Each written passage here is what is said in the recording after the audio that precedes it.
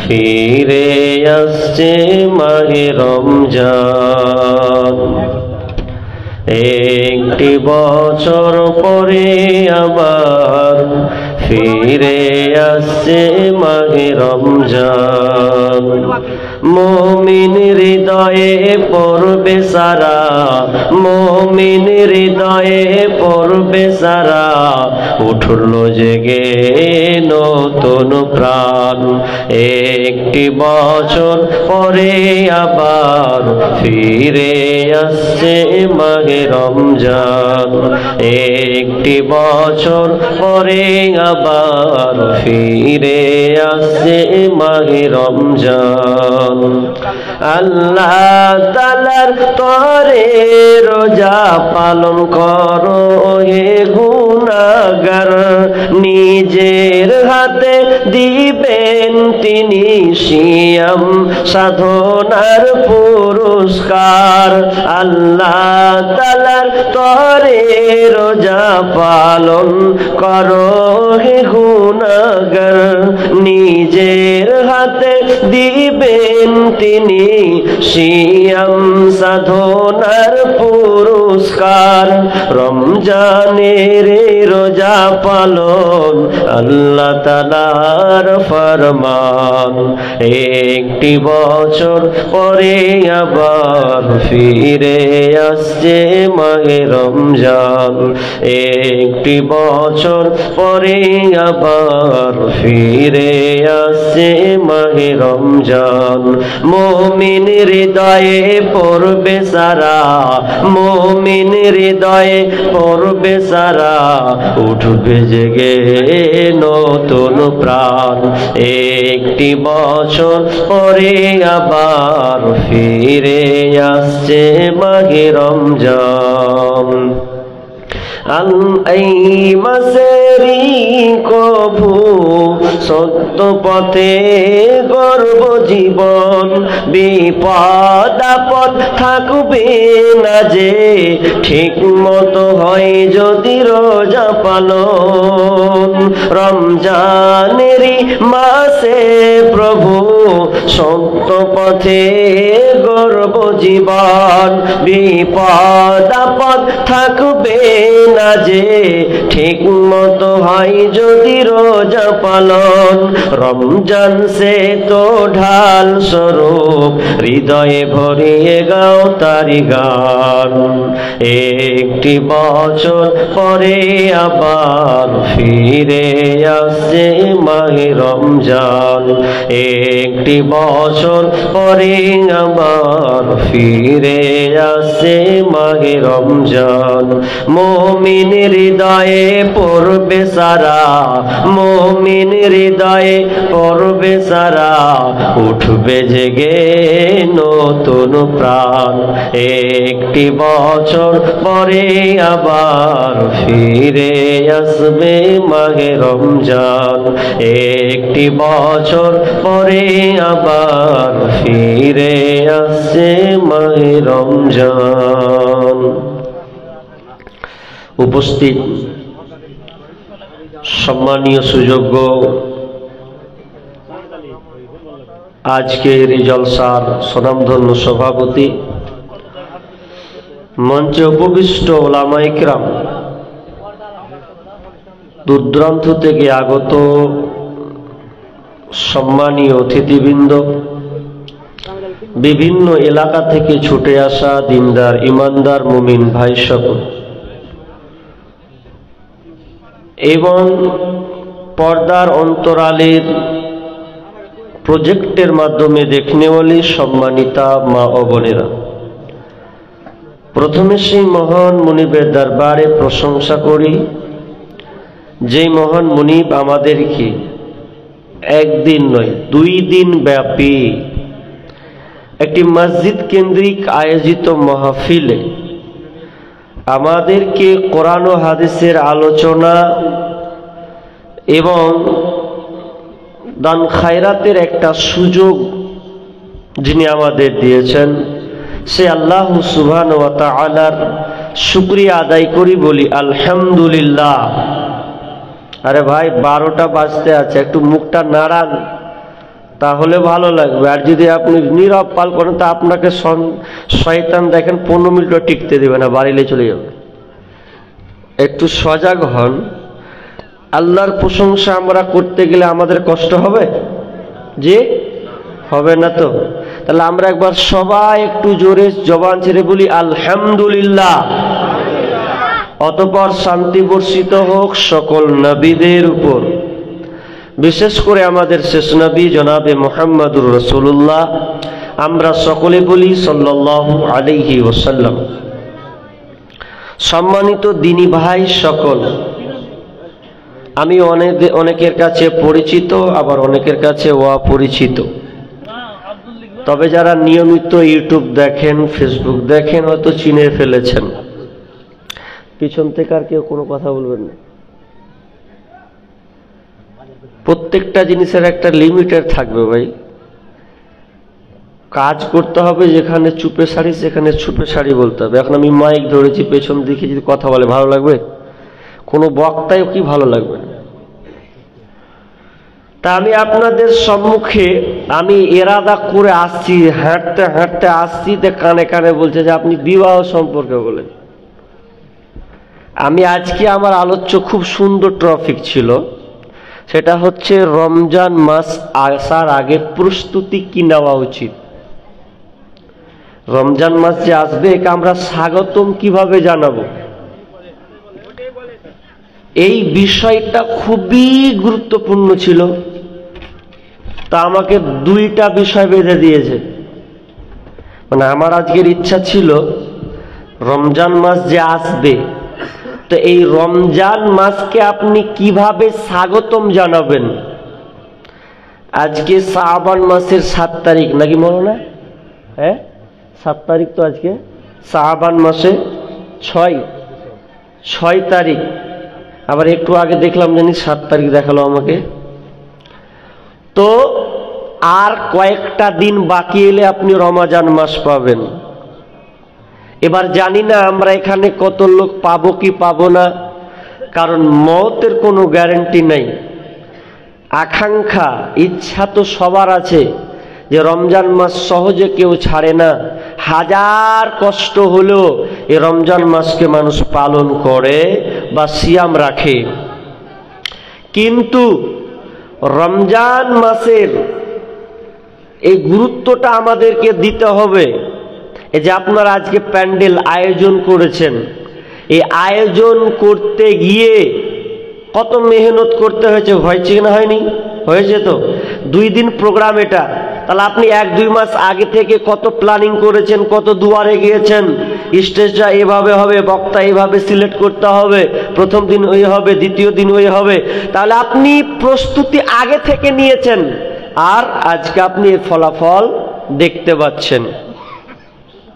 ঠিক অনুরূপ আপনি যে রমজান মাস পাবেন, তো রমজান মাসকে আপনি কিভাবে স্বাগতম জানাবেন, রমজান মাসকে আপনি কিভাবে পালন করবেন, কিভাবে কাটাবেন, এগুলো আপনাকে আগে থেকেই প্রস্তুতি গ্রহণ করতে হবে।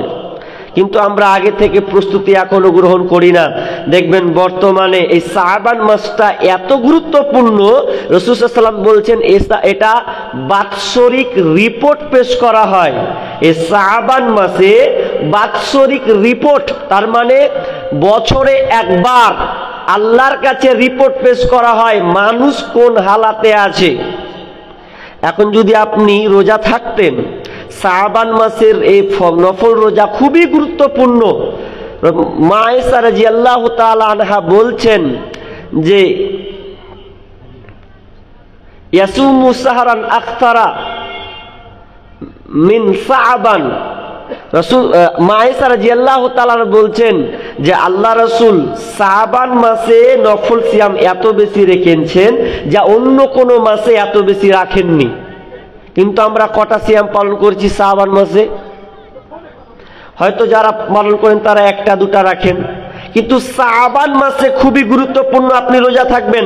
আল্লাহ রাসূল বলছে যে আল্লাহ আমাকে দেখুক আর আমার রিপোর্ট পেশ করা হোক আসমানে যে আমি রোজা অবস্থায় আছি, সিয়াম অবস্থায় আছি। আল্লাহ আমার রিপোর্টটা দেখুক আর ফেরেশতারা এটা নিয়ে যাক।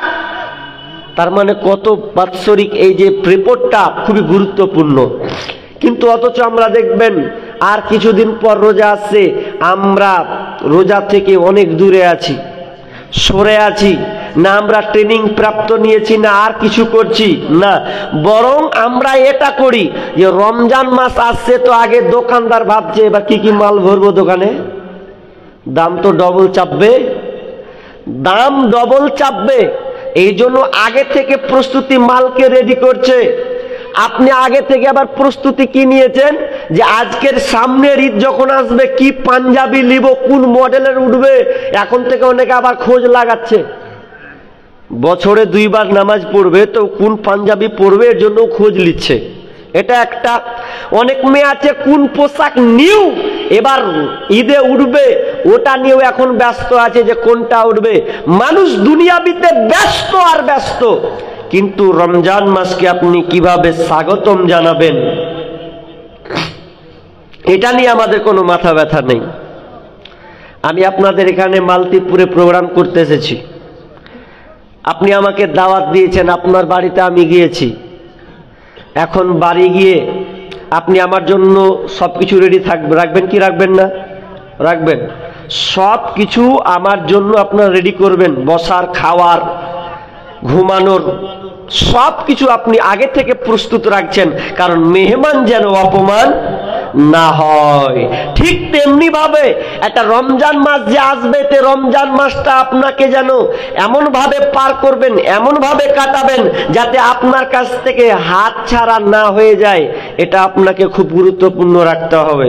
এবার চলেন রমজানের জন্য আপনি কি কি প্রস্তুতি নিবেন তার আগে আমি আয়াত পড়ি একটা, সূরা বাকারার 183 নম্বর আয়াতটা পড়বো, তারপরে আপনাকে একটা একটা করে কি কি প্রস্তুতি নিতে হবে এটা বলবো।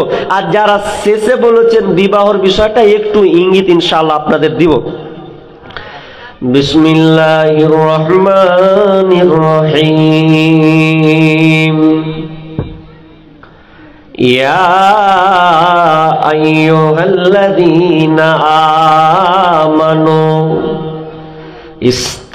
يا أيها الذين آمنوا كتب عليكم الصيام كما كتب على الذين من قبلكم لعلكم تتقون। আল্লাহ সুবহানাহু ওয়া তাআলা এখানে ঈমানদারকে সম্বোধন করে বলছেন, আমার কথাগুলোকে আপনাকে ভালো করে বুঝতে হবে। হে ঈমানদারেরা, তোমাদের জন্য আমি সিয়ামকে ফরজ করে দিলাম। তো ফরজ করলাম কেন? তো লাআল্লাকুম তাত্তাকুন, যাতে তোমরা আল্লাহ ভীরু হতে পারো, মুত্তাকি হতে পারো। হাজি ঈমানদারকে আবার সম্বোধন করছে, তো ঈমানদার কি কি আবার বেলাইনে আছে? জি, এটা উদাহরণ দিয়ে চট করে বুঝে নেবেন। যারা স্কুলে পড়াশোনা করে, স্কুলে পড়তে গেলে আপনি ভর্তি হবেন, আপনার ছেলেকে ভর্তি করবেন, মাস্টার আপনার নাম, ঠিকানা, আপনার ছেলের ঠিকানা সব কিছু নিবে। প্রথম ক্লাস তো 1 যাবে, 2 যাবে, আপনি হাই স্কুলে উঠলে আপনি 4 থেকে 5-এ যাবেন, নাম উঠবে, খাতায় নাম উঠলো মানে আপনি এখন কি স্টুডেন্ট, তাই তো? উপস্থাপনাগুলো একটু উদাহরণগুলো বোঝার চেষ্টা করুন। এখন যখন ডাকবে জয়দুর লাব্বাইক সাহেব, মিজানুর রহমান লাব্বাইক সাহেব, আচ্ছা বলেন ও যদি স্টুডেন্ট না হয় তাহলে কি ওর নামটা আসতো? জি, আসতো না। তো আল্লাহ তাআলা এখানে ঈমানদার, যারা ঈমানদারের লিস্টে আছে, আর ঈমানদার কাকে বলা হয় একটা একটা করে বলবো ইনশাআল্লাহ, খালি একটু তরজমাটা করে একটু ঢুকে যাব। আল্লাহ বলছেন, আমি তোমাদের উপরে রমজান মাসে রোজাকে ফরজ করলাম, এবং তোমাদের উপরে রমজান মাসে রোজাকে ফরজ করেনি। পূর্ববর্তী যারা ছিল তাদের উপরে রমজান মাসের সিয়ামকে ফরজ করেছি। কেন করেছি রে? লাআল্লাকুম তাত্তাকুন, যাতে করে তোমরা মুত্তাকি হতে পারো। এবার চলেন, আপনি যে মুত্তাকি হবেন, আল্লাহ তাআলা আপনাকে মুত্তাকি বানাবেন, এই জন্য আল্লাহ তাআলা এই পরিকল্পনা সিয়ামটাকে ফরজ করেছেন। কারণ এই রমজান মাসটা কত গুরুত্বপূর্ণ শুনেলেন। এই রমজান মাসটা এত গুরুত্বপূর্ণ, আল্লাহ সুবহানাহু ওয়া তাআলা বলেন, বিসমিল্লাহির রহমানির রহিম, শাহরু রমাদানাল্লাযী উনজিলা ফীহিল কুরআন। এই রমজান মাসটা এত গুরুত্বপূর্ণ যে এই মাসে কোরআনকে নাজিল করা হয়েছে। শুধু তাই নয়, এই রমজান মাসটা কত গুরুত্বপূর্ণ শুনেন।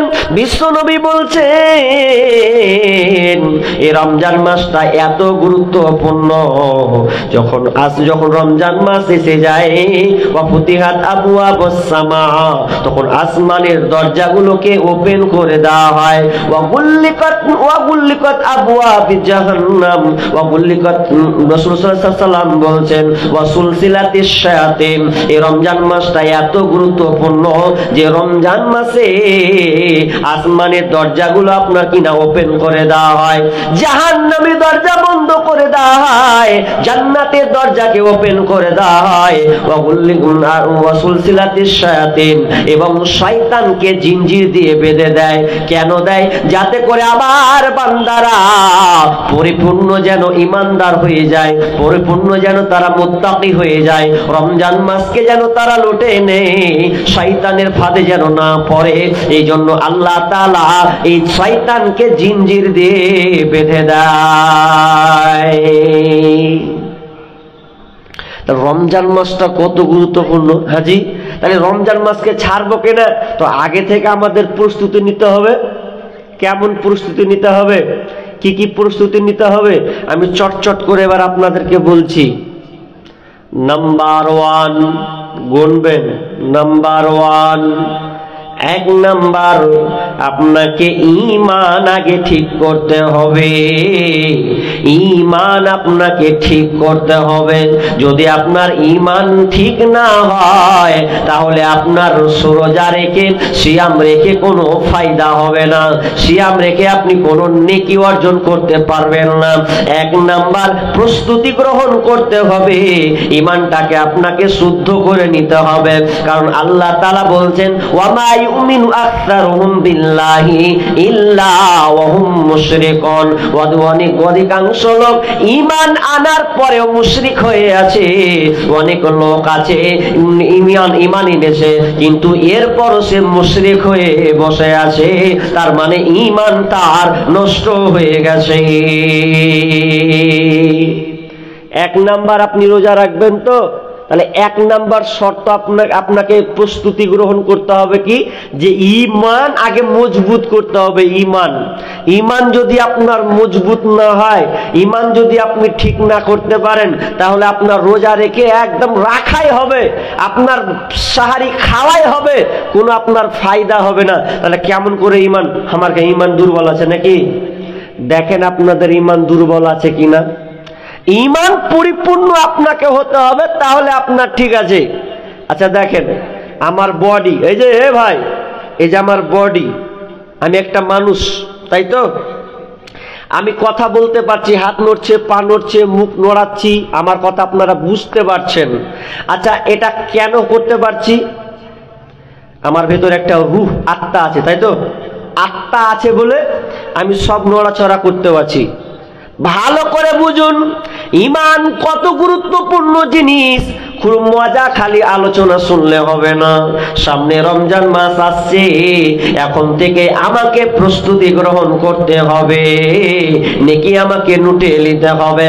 এখন আপনি মানুষ, আমি কথা বলছি, অনেক মানুষকে দেখবেন দুনিয়া ছেড়ে চলে যায়, দুনিয়া ছেড়ে চলে যায়। আপনার বাপ মারা গেছে, আপনার বাপ লাশ হয়ে শুয়ে আছে, আর আপনি কান্না করছেন, আব্বা মরে গেল, আব্বা আমাদের ছেড়ে চলে গেল, আহারে আব্বা কাকে আব্বা বলে ডাকবো। এখন আমি পাশে গিয়ে ওই ছেলেটাকে বললাম, কি হয়েছে রে ভাই? বলছে আব্বা মরে গেছে, আব্বা চলে গেছে। আমি বললাম তোমার আব্বা কই চলে গেছে? তোমার আব্বা তো আমার চোখের সামনে আছে, শুয়ে আছে, তোমার আব্বা তো সব কিছু মজুদ আছে। কি হয়েছে? তোমার আব্বা তো পালায়নি, তোমার আব্বা তো তোমাদের কাছে আছে। তার মানে ওটা আমরা বলি আব্বা চলে গেছেন, তার মানে আমার লাশ তো যায়নি, লাশ তো এখানে শুয়ে আছে, তার মানে রুহটা তার চলে গেছে। রুহটাকে, রুহটাই আত্মাটা হচ্ছে তার আব্বা, আসলে বডিটা তার কোনো আব্বা নাই। বডির কোনো গুরুত্ব আপনার কিনা দাম নাই। বডির ততক্ষণ পর্যন্ত দাম থাকবে যতক্ষণ পর্যন্ত ওর মধ্যে রুহ কিংবা আত্মা থাকবে। আত্মা যদি বের হয়ে যায় তাহলে কেউ নড়াচড়া করতে পারবে? পারবে না। খাঁচার ভিতর ও চিন পাখি, পাখি কেমনে আসে যায়। খাঁচার ভিতর ও চিন পাখি, পাখি কেমনে আসে যায়।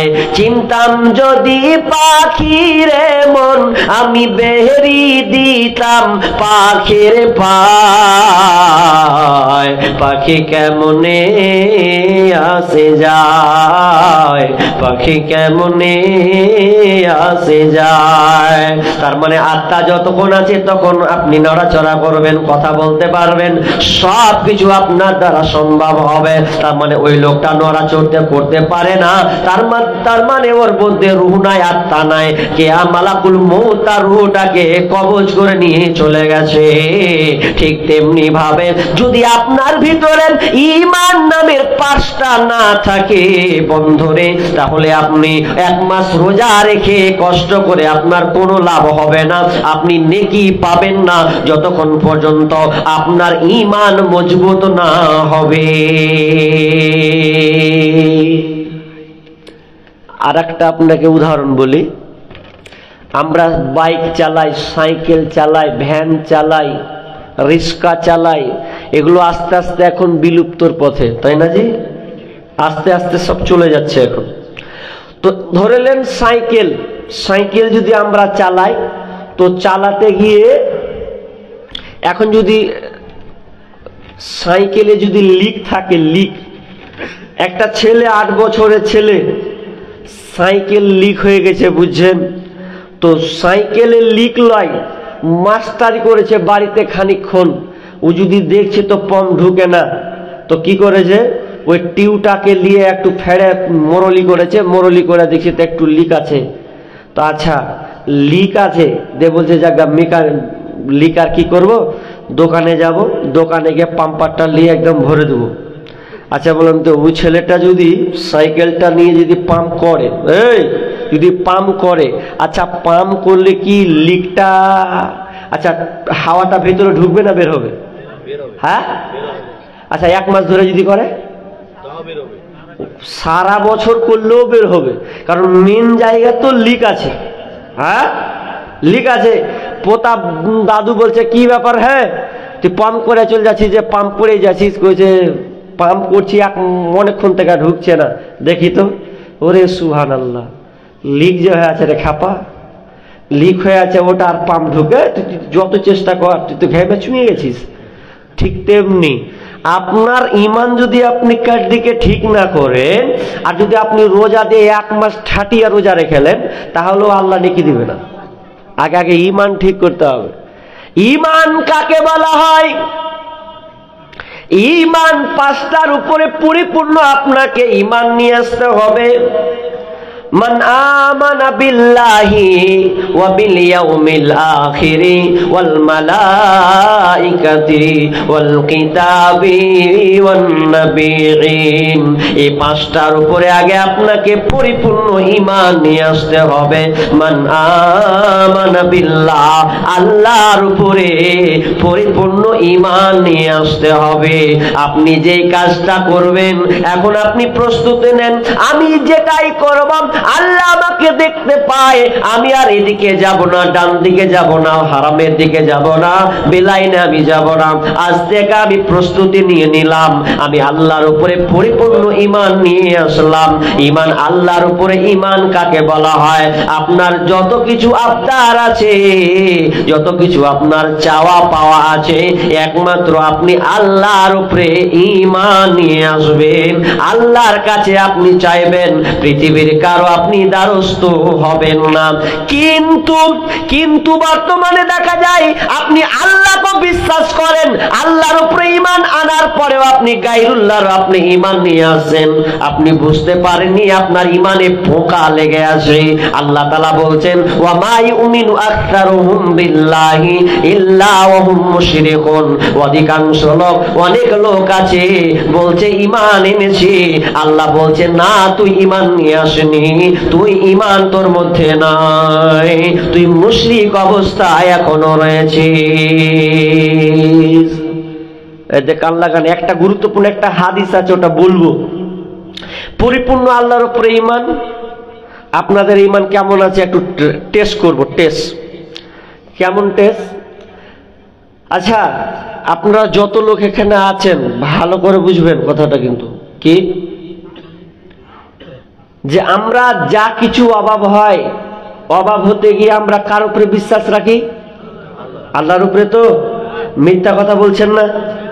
ভালো করে দেখেন, এবার মিথ্যা কথা বের করছি আমি।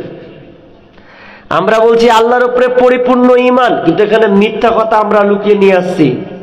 মুখে অনেক সময় কথা বলেন, আসলে ভুল করেই বলি কি ঠিক করে বলি আল্লাহ জানে। অনেক সময় মানুষ বলে যে গাড়িটা যদি না আসতো না তো লোকটা নাই অ্যাক্সিডেন্ট হতো জি। এরকম কথা বলেন না? বলেন না? ডাক্তার ভালো হইলে আর বেটাকে বাঁচিয়ে এলুন, এরকম কথা আছে না? নাই? আছে। মানে এই কথাগুলো শিরক। তাহলে আপনি আল্লাহর উপরে নির্ভরশীল করেননি, আপনি কার খেললেন? ডাক্তার কাছে ঠেললেন। অনেক খালা আছে এত বদমাসের বদমাস, ধুলিয়ানে গেছি হসপিটাল, তো দুই খালা বেডে বসে আছে, মানে বেড, রুগীর বেডগুলোতে বসে আছে। তাই বলছে, জানিস গে বুবু কি বলছে, এখন এই যে বর্তমান যে কবিরাজ গালা আছে, তো কবিরাজ গালাকেও আল্লাহ কইতে হবে। নওজুবিল্লাহ বলেন। বুঝতে পারেননি? বলছে কবিরাজ গালাকেও আল্লাহ। কেন গে? বলছে এই কবিরাজ গালাও দেখছি এখন ছেলে করে দিছে। মানে ওই যে দেখাতে যাচ্ছে ওর কোন খালা কর বহিন ওর বেটিকে, বলছে বেটা বেটি করে দিচ্ছে, ওই লেগে কবিরাজকে আল্লাহ কইতে হবে। তো কত বড় নিম হারাম, কত একদম শিরকে ভরা কথা। অথচ সন্তানের মালিক কে? আল্লাহ। সন্তানের মালিক আল্লাহ। ইয়াখলুকু মা ইয়াশাউ ইয়াহাবু লিমান ইয়াশাউ ইনাসা ওয়া ইয়াহাবু লিমান ইয়াশাউ যুকুরা আও ইউযাব্বিজুহুম যুকরানা ওয়া ইনাসা ওয়া ইয়াজআলু মান ইয়াশাউ আকিমা। তরজমা করব বন্ধুরে, কিন্তু সমাজে অনেক রকমের বিশ্বাসী মানুষ আছে, আল্লাহকে ডাকে, পাশাপাশি মাজারে যায়, বাবার দরবারে যায়। অনেক মানুষ পীর পর্যন্ত, পীর পূজারি পর্যন্ত করে, মানত মানেন, সেজদা করে আসে, মাজারে গিয়ে মানুষ সেজদা দেয়। আর তারা বলে কেউ ফিরে না খালি হাতে বাবা তোমার দরবারে, কেউ ফিরে না খালি হাতে বাবা তোমার দরবারে। এমন করে স্লোগান তারা মরছে। তার মানে বাবার দরবারে গেলে কেউ খালি হাতে ফিরে না। তোমার বাবা যদি ন্যাংটা থাকে, তোমার কপালে কি যে লেখা আছে। অনেক আবার বলে ন্যাংটা বাবা, ন্যাংটা বাবার কাছে যা চাইবো তাই পাওয়া যাবে।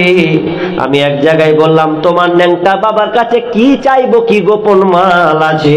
ওর গোপন জিনিস তো ওপেন মেনটেন করে রেখেছে, ওর কাছে আবার কি চাইবো? যেটা তো গোপন জিনিস ঢাকার কথা ও তো দুনিয়ার লোককে দেখাচ্ছে, আবার ও আবার বাবা তোমাকে কি দেবে? শুধু তাই নয়, বাবারাকে মানুষ, অনেক মানুষ আছে মাজার পূজারি যেগুলো আশেপাশে আছে, দেখবেন ওরা মাজার ভক্ত, পীর পূজারি ভক্ত, আর পীর পূজারিকে তারা এমন পর্যায়ে নিয়ে চলে গেছে, ওরা বলে নামাজ রোজা পড়তে হবে না, পানির নিচে বাতি জ্বলে ফু দিলে তা নিবে না, আরে বাবার নামে জিকির করলে নামাজ রোজা লাগে না। মেঘলা তো ওগুলো তো অনেক জায়গাতে এরকম আছে, অথচ আল্লাহকে বলে কিন্তু ওখানে আবার গায়রুল্লাহর সঙ্গে সংমিশ্রণ করে দেয়। আল্লাহর কাছেও যদি চাইতো চাই তো ওরা পীরের কাছে সেজদা দেয়, সেজদা দিয়ে ওরা মান্যত মানে।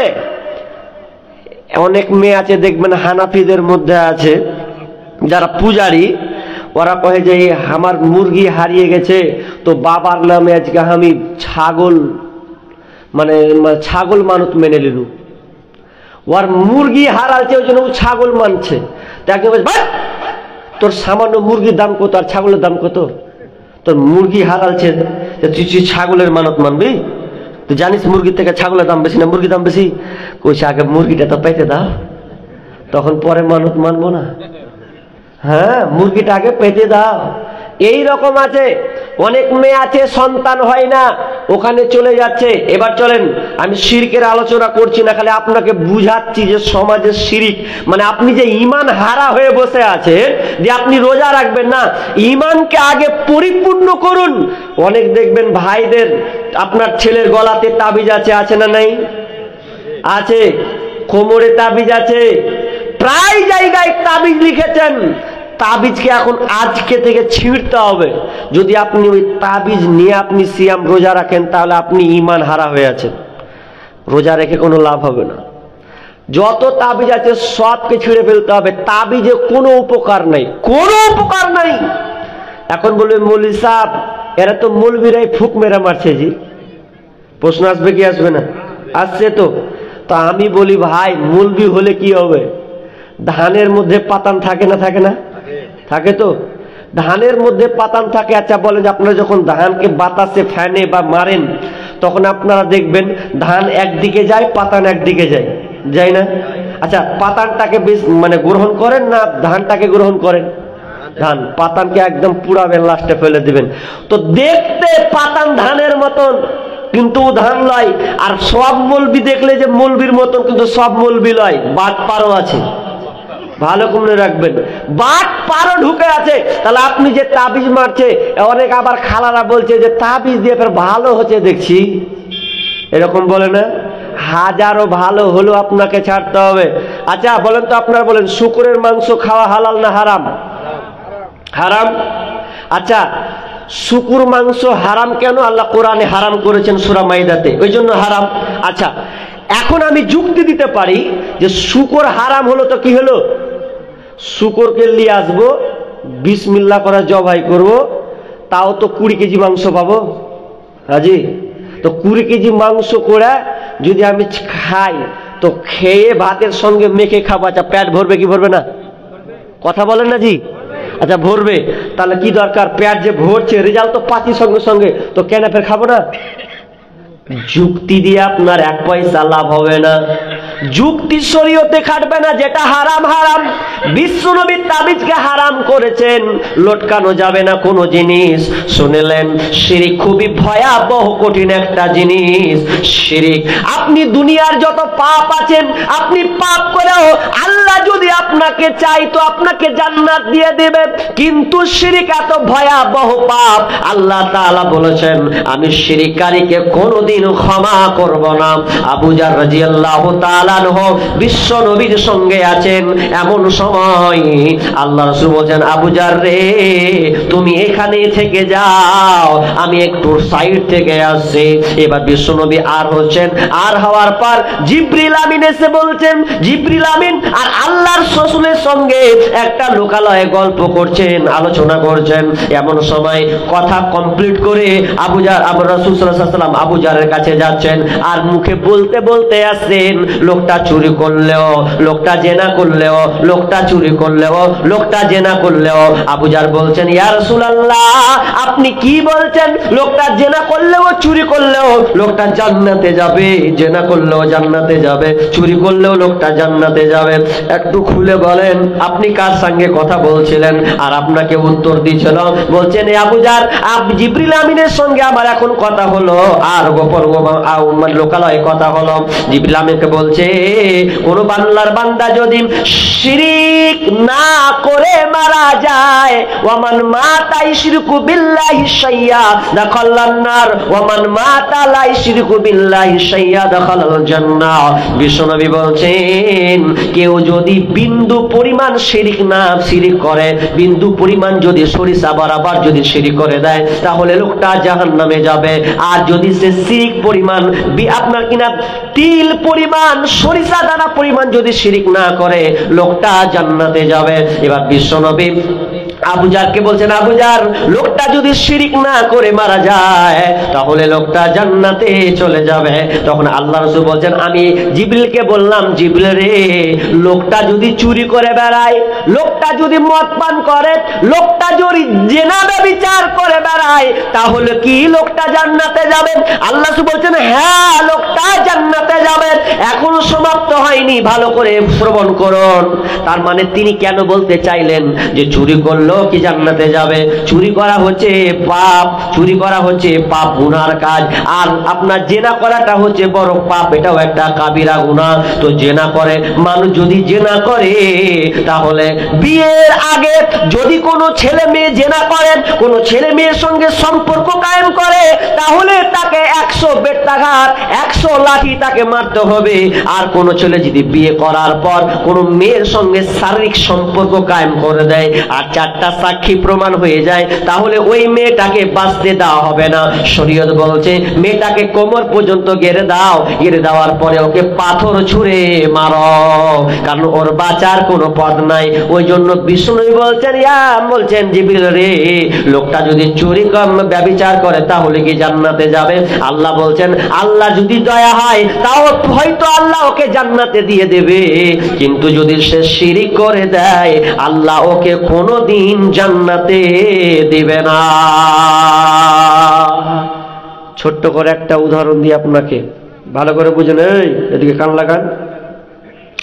আপনারা চাষি মানুষ না, চাষ করেন তো? মাঠ ভুঁইয়ে ঘাস হয়, ঘাস হয় না? আগাছা যখন ঘাস হয়ে যায়, চারদিকে ঘাস, তখন নিড়িয়ে কি আর পারা যায়? পারবেন না তো। তো পুরো যদি ঘাস হয়ে যায়, আর ফসল চাইতে ঘাসের পরিমাণ বেশি, তা আপনি আর নিড়াবেন না, কি করবেন? বিষ মারবেন, মারবেন না? মারবেন তো, আর পথ নেই তো। এখন আপনি বিষ মারবেন, এখন বিষ মারার জন্য আর পট্টি ব্যবহার করে, তাই তো? বা হলুদ কালারের বিষ, ঠিক বলেছি না ভুল বলেছি? ওটা ব্যবহার করবেন। বা কেউ আবার কোটা ইউজ করে, যার যেটা আছে। এবার আপনি বাড়ি থেকে বের হয়ে আপনি মার্কেটে যাচ্ছেন, দোকান যাচ্ছেন, কি নেবেন? তো বিষের বোতল নিবেন। তা আপনার বিবি বলছে, আচ্ছা শুনছো, কোনটা এসো? বলছে বিষ আনতে যাচ্ছি রে। যা যাবে যাওগা, তোমার বেটা জ্বর হয়েছে যে, সিরাপ বলে একটা লিবা, প্যারাসিটামল নিয়ে আনবে। ঠিক আছে, ভালো করে উদাহরণটা বুঝেন। এবার ও বাজারে গেল, বাজারে গিয়ে ফার্মেসি গিয়ে বেটার ওষুধ নিল, প্যারাসিটামল, কথা বুঝছেন তো? নিল, নেওয়ার পর এবার সারের দোকানে, বিষের দোকানে গিয়ে একটা বিষের বোতল নিল, দুইটাকে ব্যাগে ভরে নিয়ে বাড়ি হয়ে একদম দমদম করে চলে আসছে। তো বাড়ি যখন আসছে, তো বাড়ি আসার পর বেটা ছেলে মানুষ, তাড়াহুড়া মানুষ, মাঠের দিকে যাবে বা কোথাও যাবে, তো ওর স্ত্রীকে না ডেকে দুটা বোতল সিরাপকে এক জায়গায় রেখে দিয়েছে, আলমারিতে এক জায়গায় একসাথে রেখেছে। তো এখন কোথায় কোনটা যাচ্ছ জি? বলছে দাও লিয়েছ ওষুধ। লিয়েছি, বেশি ফাঁকা ফাঁকা করেছি না, দেখ আলমারিতে আছে, লিয়া 5 ml খাইয়ে দেগা। ই পাগলি কিছু বুঝে না, কোনটা সেরাপের ওষুধ আর কোনটা বিষের বোতল কিছু বুঝেনি। না বুঝেছে তখন কি করবে, ও মনে করেছে এটাই মনে হয় জ্বরের বোতল ওষুধ, তো প্যারাসিটামল না ধরে বিষের বোতল ধরে নিয়ে ঝিপি খুলে দিয়া 5 ml বেটাকে বিসমিল্লাহ করে খেলেছে, জ্বর ভালো হবে। আচ্ছা বলেন, আপনারাই বলেন, বেটা বাঁচবে না মরবে? জি মরবে। এখন বিসমিল্লাহ করে যদি বিষের বোতল আপনার বিষ খাওয়াই তো মরবে। আচ্ছা কেন মরবে? ভুল যে করতেছে, এটা তো নিজে থেকে খাওয়াইনি, ওটা জ্বরের ওষুধ মনে করে খাইয়ে দিয়েছে, তো কেন মরবে? তাও মরবে না, জেনে না চেনা হলে তো কিলো। কিন্তু শোনেন ভালো করে, কান লাগান, ওই মেয়েটা ভুল করে খাইয়েছে, এটা সে বুঝতে পারেনি, এর জন্য এরপর মরবে। যদি আল্লাহ ওই বাচ্চার হায়াত রাখে তাহলে বেঁচে যেতে পারে, যদি আল্লাহ ওর হায়াত রাখে তো বেঁচে যেতে পারে। কিন্তু শুনলেন, যদি কোনো ব্যক্তি শিরিক করে মারা যায় আর তওবা যদি না করে, তওবার রাস্তা খোলা থাকার পরে তওবা করলো না, শিরিক করে সে মারা গেল, তাহলে ওই লোকটা কোনোদিন জান্নাতে যাবে না। শিরিক থেকে বাঁচার চেষ্টা করুন, আগে ঈমান মজবুত করেন। ঈমান, এই অনেক ছেলের হাতে দেখবেন আংটি আছে, নাই আংটি আছে, বিদেশে একদম লেবার খাটতে দিচ্ছে, কে কলকাতা, কে কেরালা, কে মুম্বাই, কে চেন্নাই, দিয়ে একদম 10-8 আবার কি বলে যে আংটি পরে আসছে, ওকে যদি বলছি যে আংটিটা কিসে, বলছে কেরামতি, কেরামতি আংটি। যে কি আংটি, কি হবে তোর আংটিতে? বলছে এটা আংটি এত পাওয়ার, বলছে টেরাক এসে আমাকে ধাক্কা মারতে পারবে না, আংটি ওকে বাঁচাবে। ওকে এটা বুঝিয়ে দিয়েছে যে আংটি পরে লাও, তো তোমাকে যখন গাড়ি অ্যাক্সিডেন্ট করবে তো তুমি উল্টা পড়বে না, সিধা গাড়ি উল্টা পড়ে যাবে। তা এইরকম বিশ্বাস করে অনেকে আংটি ব্যবহার করে। এরকম অনেক ছেলে আছে না, আংটির আপনার কোনো কাজ করতে পারে না, আংটি আপনার কোনো উপকার করতে পারে না। হ্যাঁ, তবে যদি আপনি সৌন্দর্যের জন্য যদি আপনি ইউজ করেন তাহলে আপনি ব্যবহার করেন আংটি, কোনো অসুবিধা নাই। কিন্তু আমরা অনেক সময় বিশ্বাস করে আংটি ব্যবহার করছি, চলবে না। অনেক লোক আছে দেখবেন, দোকান যখন দোকান খুলে দিয়ে বলছে, কেউ যদি প্রথমে বলে যে ভাই আমাকে 20 টাকা এটা দাও, তো টাকা নেই, পরে ধরে এখনি তোকে ধার দিয়ে দেবো, প্রথমে যদি ধার দিয়ে দেবো তো বাকি আমার 6 ঘন্টা খালি ধারে চলবে, লাভ হবে না। তো এই যে বিশ্বাসটুকু নিয়ে আসবে, এটাই শিরক হয়ে যাবে, এটাই শিরকের পর্যায়ে পড়ে যাবে। অনেক দেখবেন মুসলমানেরা আবার এটা শুরু করেছে ইদানিং, হিন্দুদের দেখা দেখি, ওরা ওদের ধর্ম ওরা পালন করুক, আমাদের আপত্তি নাই, আপনি কেন পালন করবেন? তো বলছে সন্ধ্যা যখন হচ্ছে তো ওরাও ধূপকাঠি ধরাচ্ছে, বলছে হিন্দুরা ধরাচ্ছে, বলছে এখানে নাকি বরকত আছে, ধরালে বরকত বাড়বে। আচ্ছা ধূপকাঠিতে কোনো বরকত আছে? এইরকম যদি কেউ বিশ্বাস করে তাহলে তার ঈমান গেল, থাকবে না। তাহলে আমরা কত এত ডুবে আছি তা লয়। দেখবেন ট্রাকের পিছনে অনেক দেখবেন জুতা ঝুলায়, কি ঝুলায় না? লরিতে জুতাটা কেন ঝুলায়? অ্যাক্সিডেন্ট হবে না তার জন্য। মানে ছিঁড়া জুতার পাওয়ার দেখেন, মানে ছিঁড়া জুতার পাওয়ার বলছে যে দিলে অ্যাক্সিডেন্ট হবে না। আচ্ছা অ্যাক্সিডেন্ট দেওয়া না দেওয়ার মালিককে? আল্লাহ। তো আপনি ছিঁড়া স্যান্ডেলের উপরে আপনি নির্ভরশীল হলেন কেন? জি না, এটা আপনাকে পরিপূর্ণ ঈমান আপনাকে নিয়ে আসতে হবে। আল্লাহর উপরে ঈমান, ওয়াল ইয়াউমিল আখির, আখিরাতের উপরে ঈমান, ওয়াল মালায়েকা, ফেরেশতার উপরে ঈমান নিয়ে আসতে হবে, ওয়াল কিতাব, কিতাব কোরআনের উপরে ঈমান নিয়ে আসতে হবে, ওয়ান নাবিয়িন, আর নবীদের উপরে ঈমান নিয়ে আসতে হবে। আর একটা ওয়াকদসার কদরি খায়রি ওয়া শাররিহি, আর ভালো মন্দ তাকদীরের উপরে আপনাকে ঈমান নিয়ে আসতে হবে। তাহলে 1 নাম্বার, আপনি ঈমান যতক্ষণ পর্যন্ত পরিপূর্ণ নিয়ে আসবেন ততক্ষণ পর্যন্ত আপনার রোজা গ্রহণযোগ্য হবে না। এবার বিশ্বনবী বলছেন, রাবী হচ্ছেন আবু হুরায়রা, আল্লাহ বলছেন মান সামা রমাযানা ঈমানাও ওয়া ইহতিসাবা গুফিরা লাহু মা তাকদ্দামা মিন যামবি।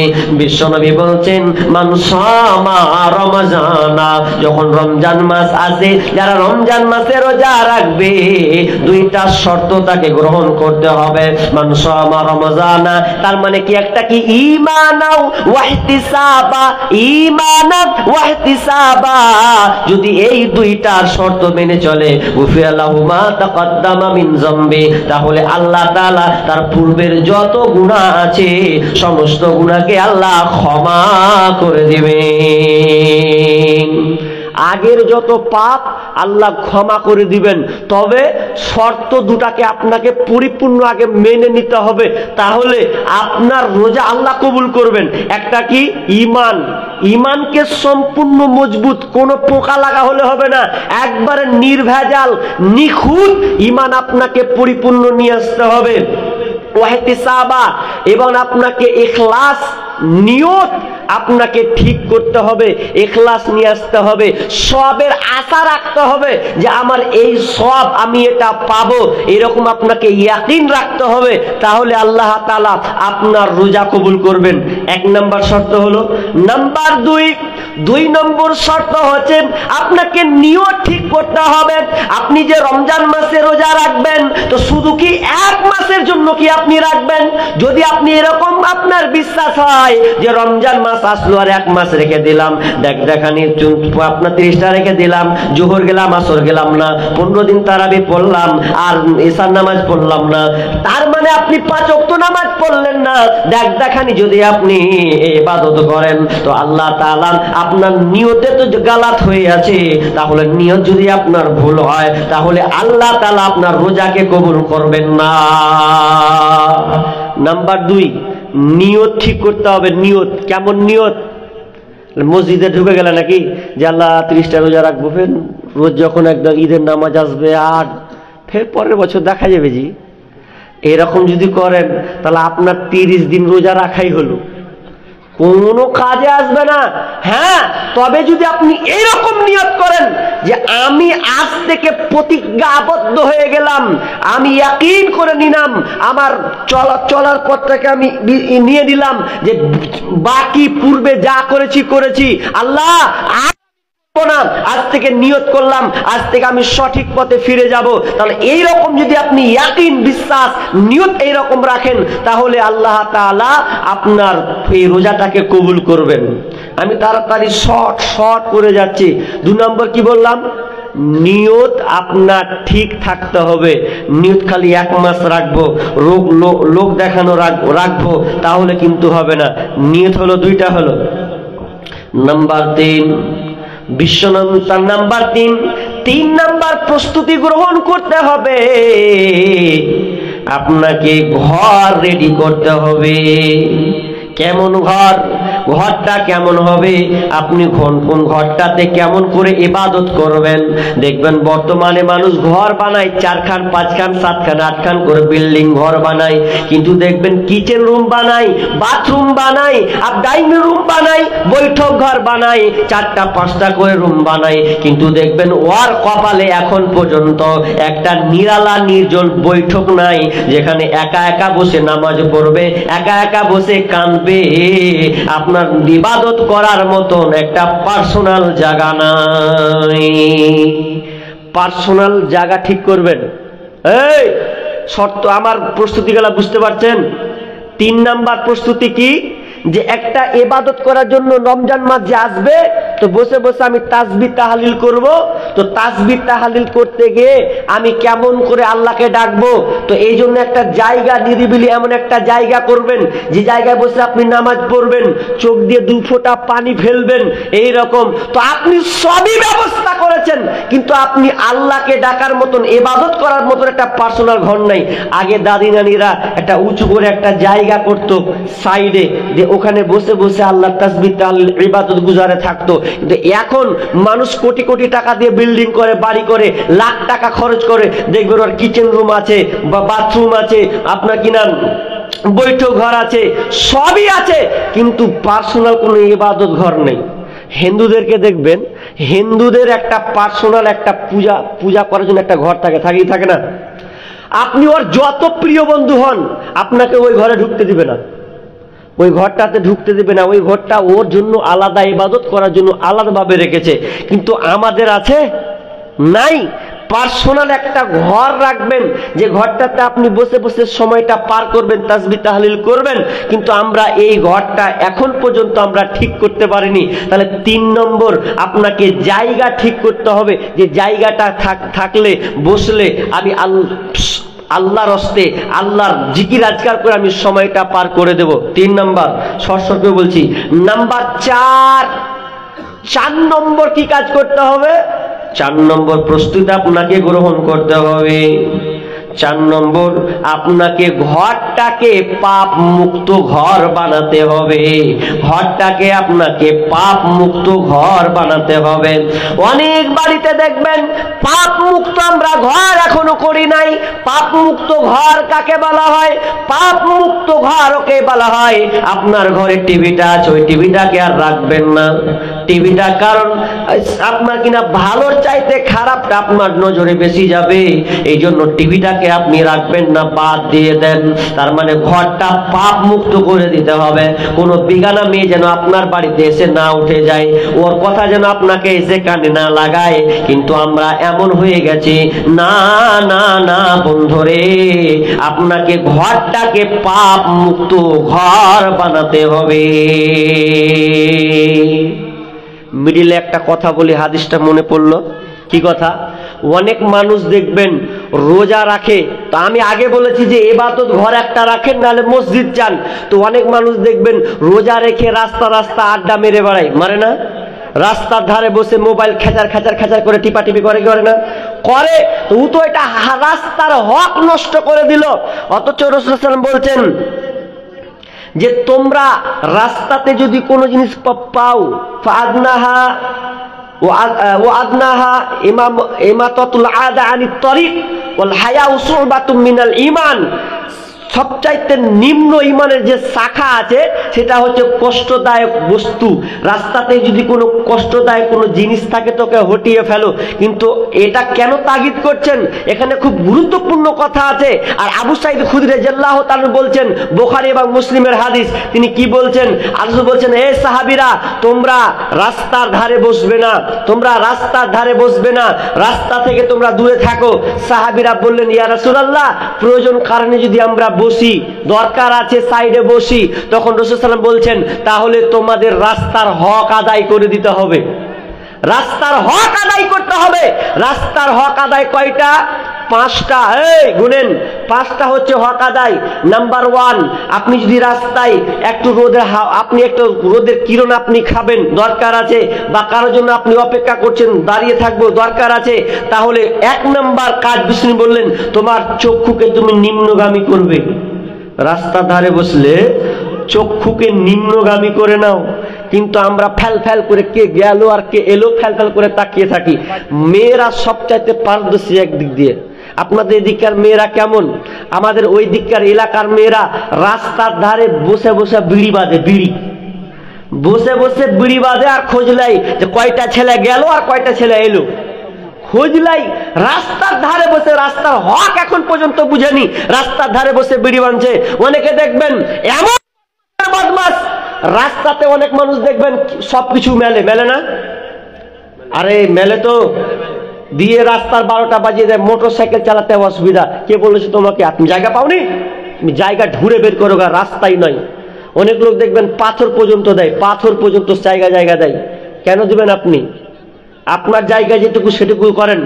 পাথর দিয়ে দিয়ে অনেক সময় ধাক্কা পর্যন্ত লাগে, অ্যাক্সিডেন্ট পর্যন্ত হয়ে যায়। এই জন্য কে দায়ী থাকবে? যেখানে সামান্য কাঁটা জিনিস যুক্ত সরাতে বলছে, আপনি রাস্তার ধারে পাথর চালাচ্ছেন। অনেকে আবার একটু পাচ্ছে তো ওখানে আবার গাছ লাগিয়ে বসে থাকছে। কিসের গাছ লাগাবেন আপনি? তার জায়গা নেই, আপনি রাস্তার ধারে এসে গাছ লাগাচ্ছেন মানে? না, ওগুলো আপনাকে বন্ধ করতে হবে। চক্ষুটাকে নিম্নগামী করেন। আর কি বললেন? যদি তোমাদেরকে কেউ সালাম দেয়, তাহলে সালাম দিলে তুমি সালামের জবাব দিবে, সালামের জবাব দিবে। আর যখন কেউ তোমার সামনে কোনো জিনিস চাইবে, আদেশ করবে, খারাপ ভালো জিনিস দেখলে যদি দেখতে পাও যেটা আদেশ করার প্রয়োজন আছে আদেশ করবে। আর 5 নম্বরে বলা হলো যে তুমি বন্ধ কাজের নিষেধ করবে। তার মানে আদেশ করা নিষেধ করা এখানের মধ্যে মিশ্রিত হচ্ছে এই, কেউ যদি আপনাকে বলে যে ভাই এই রাস্তাটা কোন দিকে, তাহলে আপনি সত্য কথাই বলবেন যে রাস্তাটা এই দিকে আছে, জীবনে মিথ্যা কথা বলবেন না। এখানে রাস্তার হক আপনাকে পালন করতে হবে। কিন্তু আমরা এগুলোকে সবাই এড়িয়ে চলেছি, না, এগুলো থেকে আপনাকে বাঁচতে হবে। এই জন্য বললাম 3 নম্বর কাজ, এক নাম্বার ঈমান মজবুত করতে হবে, 2 নিয়ত ঠিক করতে হবে, নাম্বার 3 বাড়ি, আপনি একটা বৈঠক ঘর, পার্সোনাল ঘর তৈরি করবেন, ওখানে আপনি সময়টা পার করবেন। নাম্বার 4 নম্বর হচ্ছে আপনি ঘর করবেন। কিন্তু আমরা পাপ মুক্ত ঘর করেছি এখন পর্যন্ত, রোজাও আছি, ঘরে টিভিও চলছে, 5 রকম কাহানি চলছে, উমুকের বেটি এসে উমুকের বেটির গল্প আপনাকে জড়িয়ে দিয়েছে, ঘরটা তো এখন পর্যন্ত পাপ মুক্ত হয়নি। তাহলে আপনাকে পাপ মুক্ত একটা ঘর বানাতে হবে, যাতে করে আপনার দ্বারা কোনো মতে পাপ না হয়। এই জন্য আপনাকে সব সময় প্রস্তুতি নিতে হবে। নাম্বার 5, পাপ মুক্ত ঘর করতে হবে এবং নিজেকে পাপ মুক্ত হতে হবে, নিজে যেন আপনি পাপের মধ্যে জড়িয়ে না যান, এরকম একটা প্রস্তুতি আপনাকে গ্রহণ করতে হবে। কিন্তু বর্তমানে এমন একটা পরিস্থিতি হয়ে গেছে, সবারই পকেটে কিন্তু মোবাইল, প্রত্যেকটা লোকের কাছে মোবাইল নেই। মোবাইল, নিজেকে পাপ মুক্ত হও, পাপ মুক্ত হও তো দূরের কথা, মোবাইল নিয়ে রোজা অবস্থায় আছে, রোজা অবস্থায় থেকেও দেখবেন মোবাইলটা খুচুর খুচুর করে 5 রকম দেখছে, ফেসবুক দেখতে দেখতে দেখতে 5 রকম জিনিস দেখে কি দেখে না, দেখে তো। আবার অনেক ছেলে আছে রাত যখন হয়েছে মোবাইল নিয়ে আর সহ্য করতে পারে না, ঘুমাচ্ছে তো মোবাইলকে নিয়ে ঘুমাচ্ছে, তারাবি তো 10 দিন 5 দিন পড়বে, তার বেশি পড়বে না, আর মোবাইল নিয়ে এত ব্যস্ত হয়ে গেছে। আর পৃথিবীতে সবচাইতে একটা যন্ত্র যদি মিথ্যাবাদী হয় তো মোবাইল চৌধুরী, এই মোবাইল দিয়ে সবচাইতে বেশি মিথ্যা কথা বলা হয়। এখন 3 ছেলের মায়েরা পর্যন্ত মিথ্যা কথা বলছে। ওকে যদি কোনো ছেলে জিজ্ঞাসা করছে যে হাজি, ও বলছে ভালো করে বলো তোমার বিয়ে হয়নি তো, তো বলছে তুমি কেমন কথা করছো যে আমার বিয়ে হয়নি। 3 ছেলের মা তাও কইছে যে বিয়ে হয়নি। মোবাইলে এত মিথ্যা কথা বলছে। অনেক স্ত্রী আছে স্বামীকে ফাঁকি দিচ্ছে, স্বামী যদি বলছে এই কার সঙ্গে কথা বলছিস তুই, বলছে তুমিও আমাকে ধরছো যে আমি মায়ের সঙ্গে কথা কইছি নু, আব্বার সঙ্গে কথা কইছি নু, কিন্তু মা লয় আব্বা লয়, কে যে আছে আল্লাহ ভালো জানে। ও একদিন ফাটাং করে যখন মোবাইলটা কেড়ে নিয়েছে, দেখছে মহা মিহি গলা করে কইছে কে কইছ না, তো আমি জড়ি না, তখন কইছে তো হ্যাঁ জড়ি না। তখন ওই তখন স্বামী তখন ফাঁসে যখন কথা বলছে তখন কইছে আমি আছি জয়দুর আছি। ওরে শালা রে, তুই জয়দুর? হ্যাঁ আচ্ছা, তুই যে করে তোর মায়ের সঙ্গে কথা কইছিলি, তো জয়দুরের গলা মানে তখন ফেঁসে গেল। হ্যাঁ, তোমার কাছে ফোন করিলে পাই গো শুধু ওই টিং, ও গিন্নি কার সাথে করো তুমি মিটিং, ও গিন্নি কার সাথে করো তুমি মিটিং। তার কাছে জিজ্ঞাসা করলে বলে আপা ফোন করেছে, বিবিকে মোর জিজ্ঞাসা করলে বলে দাদা ফোন করেছে। একবার কয় বাপের কথা, একবার কয় মায়ের কথা, একবার কয় বাবার কথা, একবার কয় ভাইয়ের কথা, এইভাবে কতদিন করবা চিটিং, ও গিন্নি কার সাথে করো তুমি মিটিং, ও গিন্নি কার সাথে করো তুমি মিটিং। ওরে নামাজে রোজার ধার ধারে না, মোবাইলে ব্যস্ত, স্বামী তাহার ফোন করিলে কথা কই না সে তো, ও ওরে স্বামী তাহার ফোন করিলে কথা কই না সে তো। স্বামী কয় প্রাণের বিবি কত ভালোবাসি আমি, স্বামী কয় প্রাণের বিবি কত ভালোবাসি আমি, তোমায় আমি ফোন করিলে পাই গো শুধু ওয়েটিং। ও গিন্নি কার সাথে করো তুমি মিটিং, ও গিন্নি কার সাথে করো তুমি মিটিং। রোজা থাকায় অবস্থায় অনেক ছেলে প্রেমিক প্রেমিকা নিয়ে আপনার কিনা ব্যস্ত থাকেন।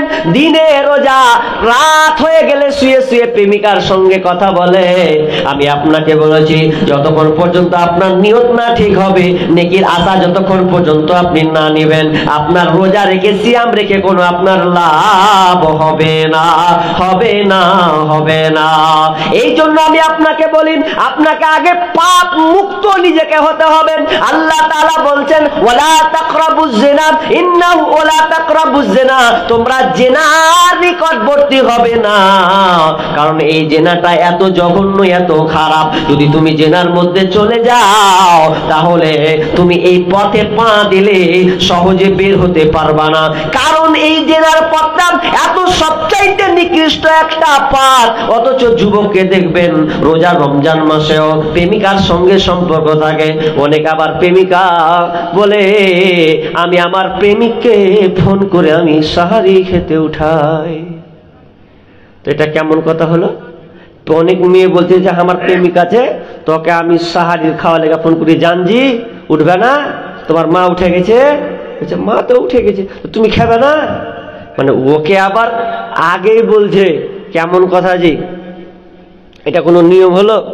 তা আপনি অনেক যুবক ছেলে আছে যে আপনার ছেলে মেয়ে আছে প্রেমিক প্রেমিকার সঙ্গে আসক্ত হয়ে আছে, আর ও রোজাও করছে, তাহলে ওই রোজা রেখে আপনার ফায়দা কি?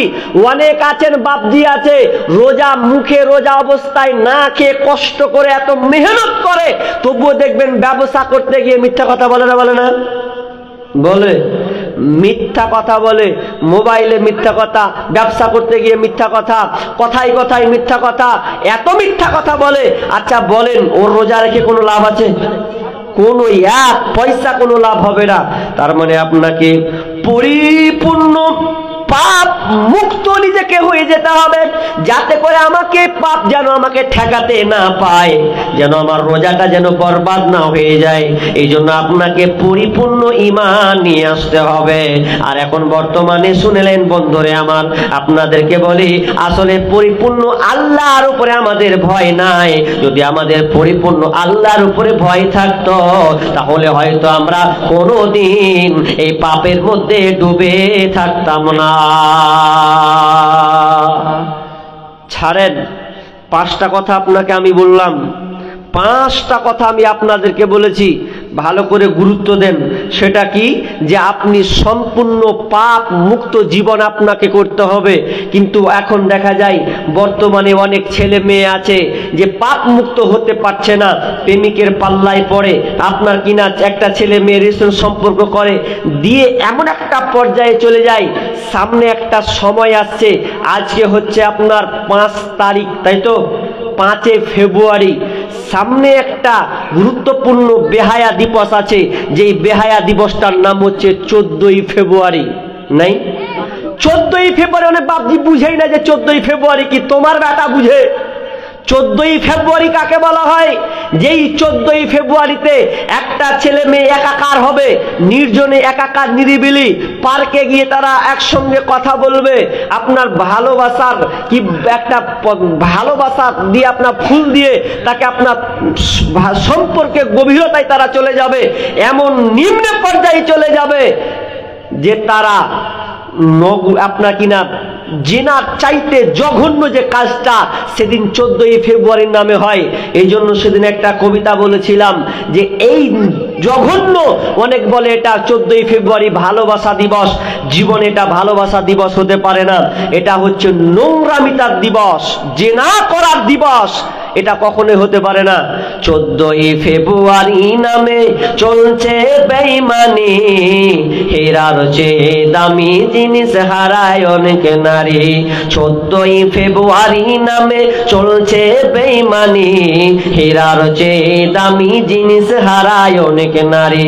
দুষ্টু ছেলের মিষ্টি কথায় পরে নারী ফাঁদে, সব হারিয়ে বোনটি আমার বসে বসে কাঁদে।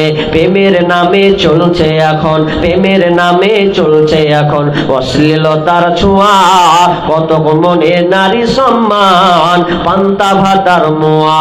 নারী তুমি সম্মানিতা, নারী তুমি সম্মানিতা, সব ঘরেরই আলো, লাগলে ছোঁয়া পঙ্কিলতার জীবন হবে কালো। আজকে ছেলে মেয়েরা এমন জেনার মধ্যে ঢুকে গেছে, খবরদার না না, এগুলোর মধ্যে আপনারা জীবনে পড়বেন না। আপনাদের একটা হাদিস বলে, একজন ভাই একজন মেয়েকে এত ভালোবাসে, বুখারীর হাদিস, মুসলিম শরীফের হাদিস, মেয়েটাকে এত পছন্দ করেন, ওই ভাই চাই আমি ওই মেয়েটাকে একা নির্জনে পেলে হয়তো আমার মনের তামান্না মিটবে, মনের স্বাদটা আমার মিটে যাবে। এই জন্য তিনি বোনকে ফাঁক পেলে, সুযোগ পেলে হয়তো বলবে। একদিন বোন এসে ভাইকে বলছেন, ভাই রে, এই দুর্ভিক্ষের সময় আমার কাছে কোনো খাবার নাই, আমার কাছে কোনো খাবার নাই, তুই কি আমাকে কিছু খাবার দিয়ে আমাকে সাহায্য করবি কিনা? তখন ভাই বলছে, বোন রে, আমি তোকে আমার এইটা টাকা দিয়ে, আমার খাদ্য দিয়ে আমি তোকে সাহায্য করতে পারি, কিন্তু আমার একটা শর্ত তোকে পূর্ণ করতে হবে। আমার অনেক দিনের সাথ, আমি তোকে অনেক ভালোবাসি, দিল থেকে আমার ভালোবাসাটা এতটা ভালোবাসি, আমার একটা চাঁদ, তুই যদি আমার সঙ্গে নির্জনে এসে যাস, মিলনে চলে আসিস, আমার তোর দেহটা আমাকে দিস, তাহলে আমি আমার শ্রম থেকে, আমি আমার টাকা থেকে আমি তোকে কিছু টাকা, কিছু তোকে খাবার আমি দেব। বোন বলছে, না না ভাই, আমি এটা মানতে পারবো না। বোন তখন ভাইয়ের কাছ থেকে দূরে চলে গেল। যাওয়ার পর এবার বোন কোনো পথ না পেন আবার ওই ভাইয়ের কাছে, খালাতো ভাইয়ের কাছে বলছে, ভাই রে, আমার কাছে আর কোনো বিকল্প নাই, যে আমাকে একটু খাবার দে। তখন ভাই বলছে, একটাই রাস্তা আছে, দিব, তোর কাছে আমি কোনো বিনিময় নিব না, শুধু তুই আমাকে তোর দেহটাকে আমাকে দে, এটাই আমি চাই, আর কিছু চাই না। বোন এক পর্যায়ে রাজি হয়ে গেল। রাজি হওয়ার পর সম্পূর্ণ যখন রাজি হয়ে গেছে, এবার তারা দুজনে নির্জনের নিরিবিলি জায়গায় চলে গেছে। নির্জন, একদম কেউ নেই, এইরকম একটা জায়গায় গিয়ে যা উনি চলে গেছে। আপনার কি নাম? মেয়ে, আপনার কি নাম? ওই ছেলেটা উলঙ্গ, মেয়েটাও একটা উলঙ্গর পর্যায়ে চলে গেছে। এখানে ছোট বড় সবাই আছে, উদাহরণটা শুধু আপনাকে দিচ্ছি। একটা মিস্ত্রি যখন যখন গাঁথে, ইট দেয়, তারপরে মশলা, তারপরে ইট দেয়, ইটের উপরে মশলার পরে ইট এভাবে চাপানো হয়। তারা দুজনে ছেলে মেয়ে একসঙ্গে এমন ভাবে জমাট হয়ে গেছে, পরনে কারে কোনো কাপড় নাই। এমন সময় বোন বলছে, ভাই ইত্তাকিল্লাহ, আল্লাহকে ভয় করলে বোন, এখনো বলছে, ভাই এখনো আল্লাহকে ভয় করো, সময় আছে, সময় আছে, এখনো তুমি কাজ শুরু করে দাওনি, এখনো তুমি ভেতরে ঢুকে যাওনি, তুমি এখনো আল্লাহকে ভয় করো। সঙ্গে সঙ্গে ভাই লাভ দিয়ে নিচে এসে পড়ছে, তুমি আমাকে এমন কথা বললে, আল্লাহর ভয় সম্পর্কে তুমি আমাকে বললে, না না না, তাহলে তো আমি এই কাজ করতে পারি না। তখন ওই ভাইটা তাকে ছেড়ে দিয়ে সে খারাপ পথ থেকে বেরিয়ে এলো। তাহলে ওদের মধ্যে কেমন ভয় ছিল? আর আমরা এমন এত কোরআন হাদিস শুনছি, তো শোনার পরেও আমাদের মধ্যে পরিবর্তন আসছে না। তো আমি এই বলার কারণ এটা এই যে সামনে আসছে রমজান মাস, তো এই রমজান মাস যে আসছে, তো এই রমজান মাস আসতে গিয়ে আমাকে এই প্রস্তুতিগুলো নিতে হবে। আমি যদি ঠিক না হই, মজবুত না হই, তাহলে আমার এই রমজান মাস, এক মাস সিয়াম পালন করে তাহলে আমার কোনো ফায়দা হবে না, সব রসাতলে চলে যাবে। তাহলে আমি এত কষ্ট করে উঠবো কেন, কষ্ট করে নামাজ পড়বো কেন? না, আপনাকে এখন থেকে তাওবা ইস্তেগফার করে নিতে হবে, যাতে কে এটা আলিমটাকে, কই আলিমটাকে, কই জি ও নেই, 2000 টাকা দিয়ে চলে গেছে। নুর ইসলাম রাহিমকে তো ভাই মাশাআল্লাহ অনেক দিয়েছেন, হ্যাঁ, তো 2000 টাকা দিয়ে আমার হাতে শুরু করছেন। ভাই আপনারা উঠছেন কেন? বসেন। শুরু করলাম বলে যেতে হয় না, যেতে হয়। একটু বসেন, মসজিদের জালসা তো আমরা জানি, উঠবেন কেন? তো একজন দিয়েছেন 2000 টাকা, বসেন আলোচনা, বসতেন, 2000 টাকা দিয়েছেন। আর এটা কত আছে? কালিয়াচক থেকে আনসারুল 500 টাকা নগদ, 9,500 টাকা সুবহানাল্লাহি ওয়া বিহামদিহি। কি নাম বললেন? আনসারুল। আনসারুল হক কালিয়াচক থেকে। তিনি 10,000 টাকার মধ্যে 500 টাকা দিয়েছেন, 9,500 টাকা লিখেন, ওটা লিখেলেন তো?